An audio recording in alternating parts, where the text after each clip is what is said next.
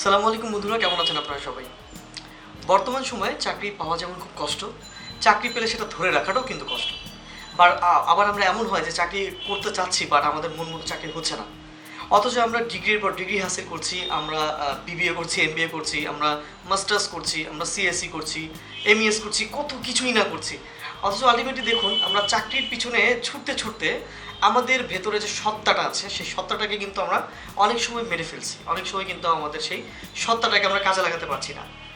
সবাই যদি চাকরি করে তাহলে বিজনেস করবে কে? আর যদি সবাই বিজনেস করে তাহলে সেই বিজনেসের মধ্যে জব হোল্ডার থাকবে কারা? খুব সুন্দর একটা প্রশ্ন কিন্তু আমাদের মধ্যে এসেই যায়।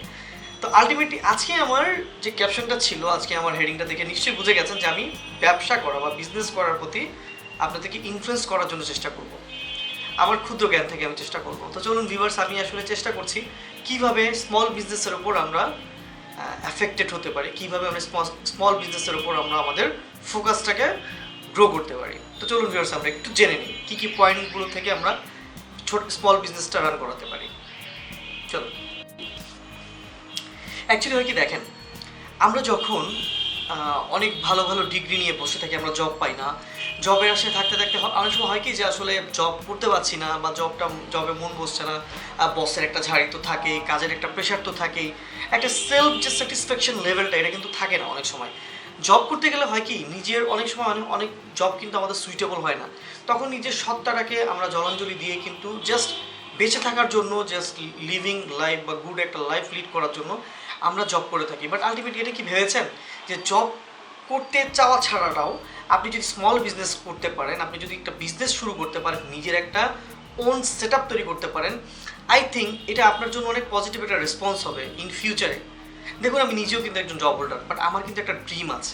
আমি চাইছি যে আমি খুব বেশি দিন হয়তো বা আমার এই জবটা আমি কন্টিনিউ করবো না। আমি একজন সেলফ ইন্ডিপেন্ডেন্ট, সেলফ এন্টারপ্রেনিয়র হতে চাই। এর জন্য দেখুন, কিছু দক্ষতা প্রয়োজন হবে, কিছু ট্যাকটিক প্রয়োজন হবে, কিছু টেকনিক প্রয়োজন হবে। হয়তো বা আমি জানি না আমার সাথে আপনাদের অনেকের মতবাদ মিলবে কি না, তারপরও আমি আজকে আমার এই মোটিভেশনাল চ্যাপ্টারগুলো থেকে আমি একটু ট্রাই করব যে আপনাদেরকে কিছু সম্যক ধারণা দেওয়ার জন্য, যে যেটা থেকে আপনারা বিজনেসের প্রতি বা স্মল বিজনেসের প্রতি কিছুটা হলেও ইনফ্লুয়েন্সটা বাড়াতে পারেন। তো চলুন ভিউয়ার্স, আমরা একটু জানি যে আসলে বিষয়টা কি। দেখুন, ফার্স্ট অফ অল, আপনি যে বিজনেসটাই করতে চান না কেন, বিজনেস করার মূল মন্ত্রটাই হচ্ছে আপনাকে আগে কিন্তু বিজনেসের একটা প্ল্যান বা গোল সেট করতে হবে। আপনার পার্সোনালিটির সাথে চাই এমন একটা বিজনেস কিন্তু আপনাকে সেট করে বের করে নিয়ে আসতে হবে। আপনি এখন মনে করছেন যে আপনি ভালো কাস্টমার ইনফ্লুয়েন্স করতে পারেন, কিন্তু তা না করে দেখা গেল আপনার বিজনেসটা করলেন আপনি সেলুন, একটা বিউটি পার্লার, একটা বিউটি স্যালুন, একটা মুদি দোকানদার, একটা মুদি ব্যবসায়ী, একটা মাছ ব্যবসায়ী, বা একটা দেখা গেল একটা লোহা লক্করের ব্যবসায়ী। এটি কিন্তু আপনার দেখা গেল আপনার বিজনেস ক্রাইটেরিয়ার মধ্যে পড়ে না। বা আপনি খুব ভালো গান গাইতে পারেন, আপনি গান সংক্রান্ত যেসব ইনস্ট্রুমেন্টালগুলো আছে সেগুলো আপনি সেল করতে পারেন, সেই ক্যাপাবিলিটি আপনার আছে। এখন আপনাকে নিয়ে যদি মাছ বাজারে বসেন, আপনি কিন্তু সেটা পারবেন না। বা আপনি ভালো মাছ বিক্রি করতে পারেন, আপনার মাছ সম্পর্কে অগাধ আইডিয়া আছে, বাজার সম্পর্কে অগাধ আইডিয়া আছে, আপনি কিন্তু ভালো একজন মুদি দোকানদার হতে পারবেন, ভালো একজন মাছ বিক্রেতা হতে পারবেন, ভালো একজন সবজি বিক্রেতা হতে পারবেন, কারণ আপনার বাজার সম্পর্কে সম্যক ধারণা আছে। দেখুন, কোনো ব্যবসাকে ফার্স্ট অফ অল ছোটো মনে করা যাবে না।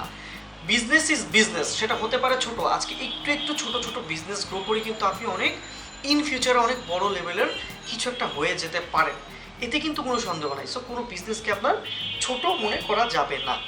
তো ধরুন, প্রথমে আমি যেটা বললাম, আপনাকে একটা বিজনেসের প্ল্যান বা বিজনেস গোল সেট করতে হবে। এরপর বিজনেসের গোল সেট করার পর আপনাকে ফিক্স করতে হবে সেই বিজনেসটার, যে বিজনেসটা আপনি রান করাচ্ছেন, সেই বিজনেসের 3টা জিনিস আপনাকে মেনটেন করতে হবে। ফার্স্ট অফ অল, বিজনেসের যে প্রোডাক্টটা আনবেন সেই প্রোডাক্টের কোয়ালিটি, তারপর হচ্ছে কোয়ান্টিটি এবং ইফেক্টিভনেস। আমি কেন বলছি হয়তো অনেকের কাছে একটু প্রশ্নবিদ্ধ মনে হতে পারে। দেখুন, আপনি যে বিজনেসটা শুরু করবেন সেটা যদি কোয়ালিটিফুল না হয়, আপনার প্রোডাক্ট যদি কোয়ালিটিফুল না হয়, কম্পিটিশনের যুগ, কম্পিটিটর অনেক বেশি, আপনি কিন্তু সাস্টেইন করতে পারবেন না। বিজনেস করা 4-5 মাসের মাথায় আপনার বিজনেসে একটা ধস নামতে পারে। সো এটা দেখে আপনি কিন্তু ডিমোটিভেটেড হতে পারেন। সো যদি আপনাকে এই রিস্কটা নিতেই হবে যে বিজনেস যখন করবেন, হয়তো আপনার কম পুঁজি থাকতেই পারে, আপনি যেই পুঁজিতে যেই ব্যবসাটাই শুরু করতে চাচ্ছেন না কেন, সেই ব্যবসাটার ক্ষেত্রে আপনাকে first of all quality set করতে হবে। কোয়ালিটি ছাড়া আপনি বিজনেসটাকে রান বা গ্রো করাতে পারবেন না, খুব একটা পারবেন বলে একটা আমার মনে হয় না। সো কোয়ান্টিটির একটা বিষয় থাকে। আপনি শুরুতেই যদি ভাস্ট কোয়ান্টিটির প্রোডাক্ট নিয়ে আপনি ব্যবসা করেন, হতে পারে সেটা কাপড়ের ব্যবসা, হতে পারে আপনি সবজি বিক্রি করছেন, মাছ বিক্রি করছেন, হতে পারে একটা টেইলার্স দিয়েছেন, হতে পারে আপনি একটা সুপার শপ দিয়েছেন, হতে পারে একটা স্মল শপ দিয়েছেন, আপনি যাই কিছু করুন না কেন, আপনি যদি ফার্স্ট কোয়ান্টিটি যদি ফার্স্ট অফ অল আপনি যদি আপনার বিজনেসে স্টাবলিশড করার চেষ্টা করেন, ফ্লপ খাবেন। আপনাকে ওই এরিয়ার পরিস্থিতি বুঝে, ওই এরিয়ার কাস্টমার বুঝে দেন ধীরে ধীরে ধীরে ধীরে আপনার প্রোডাক্টের ক্যাপাবিলিটি বাড়াতে হবে, কোয়ান্টিটি বাড়াতে হবে। আর ইফেক্টিভনেস ডেফিনেটলি আপনার একটা ইফেক্ট তো মার্কেটে ক্রিয়েট করতেই হবে, বা আপনার দোকানে ক্রিয়েট করতেই হবে, বা আপনার যে শপগুলো আছে সেখানে ক্রিয়েট করতে হবে। কেন বলছি আমি আপনার ইফেক্টিভনেসের কথা? আপনার যদি একটা গুড ইমপ্রেশন না থাকে, আপনার যদি একটা গুড গুড কি বলে এটাকে পাওয়ার না থাকে, নিজেকে বের করার যে পাওয়ারটা সেটা যদি না থাকে, আপনি কিন্তু অনেক সময় দেখা যাবে যে কাস্টমারকে মোটিভেট করতে পারবেন না, কাস্টমার কিন্তু ইনফ্লুয়েন্স হবে না। সো ফার্স্ট অফ অল আপনাকে 3টা জিনিস সেট করতে হবে।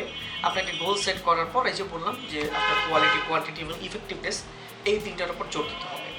নাম্বার থার্ড বলছি, একটু ভাবতে দিন আমাকে কোনটা আগে নিয়ে আসবে।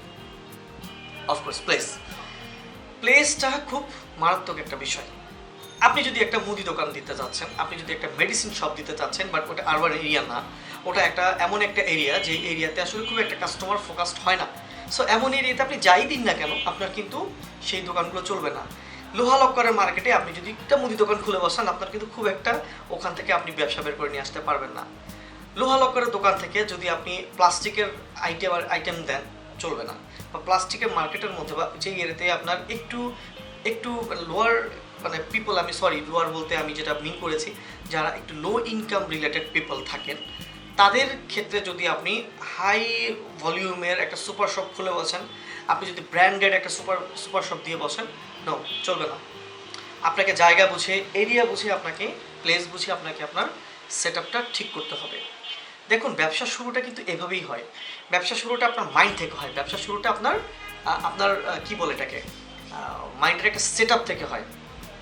আর আরেকটা বিষয় আমি আপনাকে বলতে চাচ্ছি, সেটা হচ্ছে যখন আপনি প্লেস নির্ধারণ করলেন, আপনার প্রোডাক্ট সেট হয়ে গেল, মানি নাই, টাকা নেই আপনার কাছে, কী করবেন, কীভাবে ব্যবসা করবেন? ওকে, সেটার একটা রাস্তা আছে।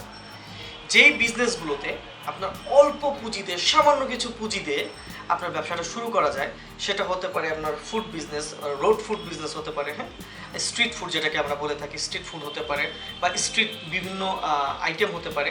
অনেক সময় দেখবেন যে আমরা কার্টে করে নিয়ে যাচ্ছি, কার্টে করে, সেই কার্টে যেই জিনিসগুলো বিক্রি করা হয়, সেখান থেকে আপনি একটা পুঁজি বের করে নিয়ে আসে, সেখান থেকে কিছু একটা পুঁজি আপনি নিজের জন্য তুলে রেখে ধীরে ধীরে সেই টাকাটা থেকে আপনি আরেকটা বিজনেস রান করাতে পারেন। সো ফার্স্ট অফ অল আপনাকে ইচ্ছা শক্তিটা রাখতে হবে যে আমি একটা বিজনেস করতে চাই। হয়ে গেল, আপনার প্লেস হয়ে গেল, আপনার প্রোডাক্ট সিলেক্ট হয়ে গেল, আপনার সব কিছু হয়ে গেল, এখন আপনি বিজনেস শুরু করে দেন, বাট আপনার লিকুইড মানি নাই। আমি আপনাকে একটা কথা বলতে চাই, অনেক ব্যাংক আছে বাংলাদেশে যারা বিজনেসের পারপাসে লোন দেয়। আপনি সেটা খোঁজ খবর করুন, কোন ব্যাংক কত পার্সেন্টের লোন দেয় বা কী হারে লোন দিয়ে থাকে। আপনি সেই বিজনেসটা রান করার জন্য সেই ব্যাংকের সাথে যোগাযোগ করুন। আর লাস্ট এবং ফিফথ, যেটা ফাইনালি আমি বলতে যাচ্ছি, সেটা হচ্ছে গুড রিলেশনশিপ ফর এভরি পার্সনের সাথে আপনাকে একটা গুড রিলেশনশিপ মেনটেন করতে। আপনি যেই ব্যবসায় দেন না কেন, সেটা হতে পারে, ওই যে বললাম, আমি তো ছোটো ছোটো ব্যবসা নিয়ে বলছি, আপনার বড় বিজনেস হোক বা ছোটো বিজনেস হোক, আপনাকে সারাক্ষণ একটা মেকি হলেও আপনাকে একটা গুড রিলেশনশিপ মেনটেন করতে হবে। আমি ধরে নিলাম আপনি অনেক রাগী, আপনার অল্পতে মেজাজ চড়ে যায়, কিন্তু এটা করা যাবে না। আপনার ব্যবসাকে গ্রো করতে গেলে কাস্টমারদের সাথে আপনার কিন্তু একটা ভালো আন্তরিক ফেস টু ফেস একটা রিলেশনশিপ থাকতে হবে।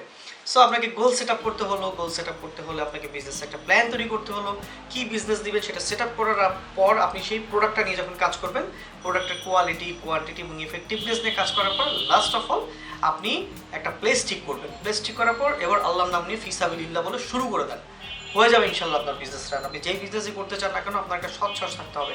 ও আরেকটা বিষয় আমি বলি নাই, সেটা হচ্ছে রিস্ক ফ্যাক্টর থাকবেই, ব্যবসায় রিস্ক থাকবেই, সেটা ওপেনিংয়েও হতে পারে, মাঝামাঝি হতে পারে, বা একটা বিজনেস রান করার অনেক পরে গিয়েও হয়, এরকম ভুরি এক্সাম্পল কিন্তু আছে।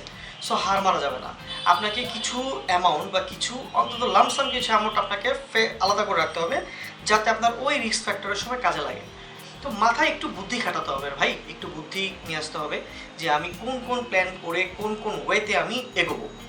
বিজনেসটা আসলে কি জানেন, বিজনেসটা হচ্ছে আমাদের কাছে, অনেকের কাছে একটা খেলার মতো। জাস্ট একটা গেম প্লে করতে পারে, যারা ভালো খেলতে পারে তারাই এই রাজত্বে রাজ করতে পারে। আজকে কিন্তু আমি স্মল বিজনেসের উপর যেই লেকচারটা দিলাম, এটা কিন্তু এক্স্যাক্টলি আমি অনেকগুলো থিসিস করে, অনেকগুলো বিষয় পড়ে, আমি অনেকের কেস স্টাডি করে, কেস স্টোরি স্টাডি করার পর দেন আমি এই 4-5টা বিষয় আমি আপনাদের জন্য তুলে এনেছি, যে এই 4 থেকে 5টা বিষয় যদি আপনারা মাথায় আনেন, আপনারা হোয়াট এভার যেই বিজনেসই সেট আপ করে থাকুন না কেন, আপনারা বিজনেস দিয়ে ফেলুন, বললাম তো ফি সাবিলিল্লাহ বলে দিয়ে ফেলুন, ইনশাল্লাহ আপনারা শাইন করবেনই। এবং আমার অন্তরের অন্তঃস্থল থাকবে আপনাদের জন্য, অনুপ্রেরণা থাকবে যে আপনারা যেন শাইন করতে পারেন, কারণ আপনারা শাইন করলে আমি সবচেয়ে বেশি খুশি হব। তো ভিউয়ার্স, যদি আমার এই কথাগুলো আপনাদের ভালো লেগে থাকে, সাবস্ক্রাইব করবেন, লাইক করবেন, শেয়ার করবেন। ইনশাআল্লাহ আমি আবার নেক্সট ডে নতুন নতুন কোনো টিউটোরিয়াল নিয়ে আপনাদের সামনে অবশ্যই হাজির হব। তো সেই পর্যন্ত ভালো থাকুন। আসসালামু আলাইকুম।